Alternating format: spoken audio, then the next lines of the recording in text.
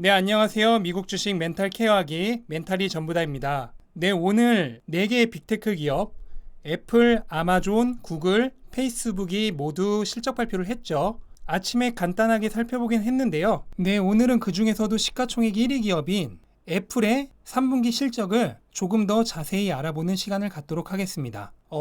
알아두셔야 될 게 애플은 이번 분기가 애플의 회계연도 기준으로는 4분기가 됩니다. 그래서 2020년도 한 해가 끝났고요. 흔히 일반적인 기준으로는 3분기인데 애플 자체적인 기준으로는 4분기란 거.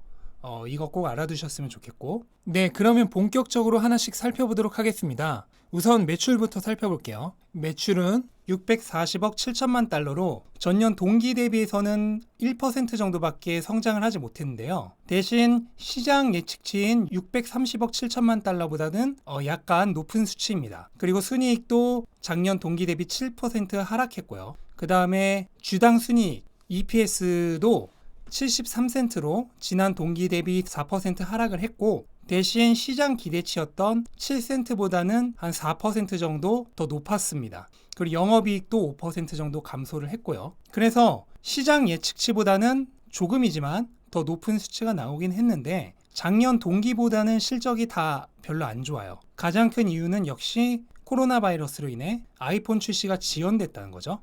아이폰 출시가 원래는 9월이었는데 아이폰이 가장 많이 팔리는 건 역시 출시될 때잖아요. 그래서 원래는 이번 분기에 출시가 되면서 그때 아이폰의 대기 수요가 모두 실적으로 포함이 되는데 이번에는 아이폰의 대기 수요가 실적에 포함이 안 됐다는 거. 근데 제 개인적인 의견으로는 실적에 포함이 안 됐음에도 불구하고 이 정도의 성적이면은 엄청나게 좋은 거라고 생각을 합니다. 그래서 디바이스별로 보자면 앞서 말씀드린 아이폰의 출시 지연으로 인해서 아이폰의 실적이 가장 안 좋았고요. 그 외 나머지 부분은 모두 실적이 상승되었습니다. 아이패드는 전년 동기 대비 46%, 맥은 29% 상승을 했고, 이건 아무래도 코로나로 인한 재택근무의 영향이 큰 것으로 지금 판단이 되고요. 그 외 나머지도 비슷합니다. 서비스 부분도 아이클라우드나 애플 뮤직 같은 이제 그런 구독 앱이나 그 다음에 앱스토어에 우리가 앱을 다운로드 받을 때 애플에 지불되는 수수료 이런 것들이 이제 서비스 분야인데 그것도 마찬가지로 코로나로 인해 그런 클라우드나 그런 구독 서비스나 애플리케이션 수요가 많아져서 그로 인해 상승을 했다고 보면 되고요. 그 다음 웨어러블에서 이제 가장 큰 거는 애플 워치인데요. 애플 워치가 이번에 신작이 출시됐었죠. 그리고 또 요즘 건강이 워낙 사람들이 화두다 보니까 애플 워치가 약간 건강을 챙겨주는 그런 기기로서 사랑받고 있는 면도 있어서 그런 부분이 작용을 했지 않았나. 그리고 집에 있는 시간이 많아지다 보니까 홈팟 같은 그런 집에서 사용하는 액세서리들의 수요도 늘어났다는 점. 그런 점이 주요했던 것 같습니다. 그럼에도 불구하고 애플은 애프터마켓에서 실적 발표를 하고 나서 한때 5% 이상까지 하락을 했고요. 최종적으로 4% 이상 하락을 하면서 장을 마감을 했는데요. 이유는 두 가지가 있습니다. 하나는 코로나 바이러스로 인한 불확실성으로 인해서 다음 분기에 대한 가이던스를 제시하지 않았다는 점. 그로 인해서 투자자들이 애플의 아이폰 12가 어느 정도 팔릴지 그 부분에 대한 힌트를 전혀 못 얻었잖아요. 또 애플이 자신 있게 아이폰 12가 어느 정도 팔릴지를 제시를 하지 못한 거고 그런 가이던스가 없었다는 점이 일단 하락의 첫 번째 이유고요. 그리고 두 번째는 중국에서의 판매가 감소했다는 점이었습니다. 여기 중국은 이제 홍콩과 대만을 포함한 건데요. 전년 동기 대비 거의 30% 가까이 감소를 했습니다. 근데 이것도 아셔야 될 게 중국 매출의 굉장히 많은 부분이 아이폰이에요. 중국은 다른 맥이나 아이패드 이런 것보다도 아이폰이 매출의 굉장히 큰 부분을 차지합니다. 그런데 이런 아이폰이 출시가 지연되었으니 중국 쪽의 매출이 이렇게 내려가는 건 어떻게 보면 당연한 거죠. 그래서 시장은 이거를 굉장히 안 좋은 점으로 보고 애프터마켓에서 하락을 했는데 저는 조금 생각이 다릅니다. 아이폰은 어쨌든 10월에 문제없이 출시가 됐고 그렇다면 흔히 출시빨이라고 하는 그 출시 당시에 그 많은 실적이 전부 다음 분기에 잡힐 거잖아요. 당연히 중국은 아이폰 매출이 큰 부분을 차지하므로 중국 매출도 살아날 테고 그러니까 다음 분기에서 회복할 게 분명한 요소기 때문에 저는 장외에서 애플이 그렇게 많이 하락을 한 게 개인적으로는 조금 이해가 되지 않습니다. 팀쿡도 여기에 대해서 직접적으로 언급을 했는데 첫 5G 지원 아이폰 라인업이 이끄는 모든 신제품에 대한 초기 반응이 엄청나게 긍정적이었다 라고 직접적으로 언급을 했거든요. 그러니까 지금 아이폰 12가 첫 5G 아이폰이다 보니까 판매량이 엄청 괜찮다고 본 거예요. 그리고 그걸 직접 언급을 한 거고요. 그렇기 때문에 가이던스는 제시하지 않았지만 이거는 다음 분기가 실적이 엄청나게 좋아질 수 있다라는 어떻게 보면 암시거든요. 그래서 이런 암시까지 있었는데 거기다 중국 쪽 매출 감소는 순전히 아이폰의 출시 지연 때문인데 현재 주가가 4% 넘게 장외에서 빠졌다는 거는 좀 과잉 매도라고 저는 생각을 하고요. 이것은 어떻게 보면은 매수하시려는 분들에게는 좋은 타이밍이 될 수 있겠다 하는 생각을 해봤습니다. 네, 그러면 이번에 실적을 조금 더 자세히 살펴보도록 하겠습니다. 이게 애플이 직접 공시한 이번 분기 실적인데요.